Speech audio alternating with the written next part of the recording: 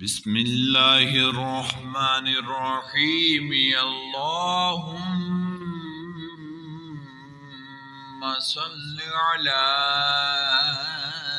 سيدنا ومولانا محمد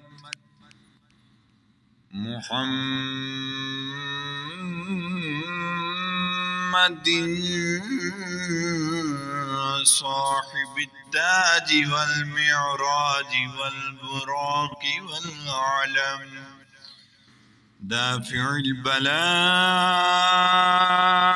والوباء والقحط والمرض والعلم. اسمه مكتوب مرفوع مشفوع منقوش في اللوح والقلم. سيد العرب والعجم. اسمه مقدس معطر مطهر منور في البيت والحرم. شمس الضحى بدر الدجى صدر العلا نور الهدى. كهف الورى مصباح الظلم جميل الشيم. شفيع الأمم صاحب الجود والكرم.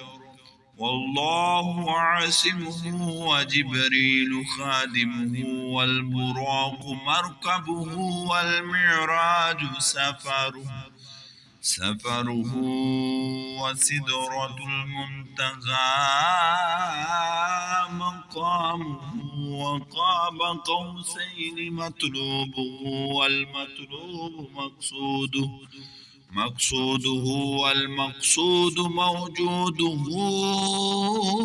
سيد المرسلين خاتم النبيين شفيع المذنبين أنيس الغريبين رحمة للعالمين. راحة العاشقين مراد المشتاقين شمس العارفين سراج السالكين مصباح المقربين. محب الفقراء والغرباء واليتامى والمساكين. سيد الثقلين نبي الحرمين إمام القبلتين وسيلتنا في الدارين.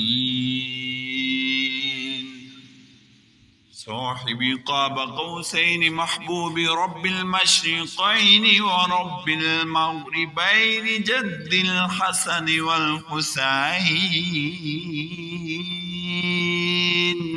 مولانا ومولى الثقلين.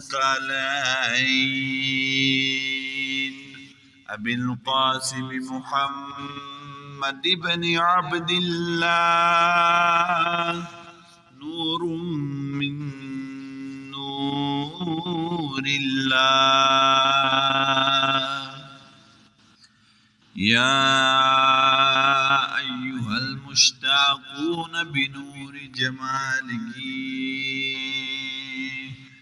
بلغ العلا بكماله كشف الدجى بجماله حسنت جميع خصاله.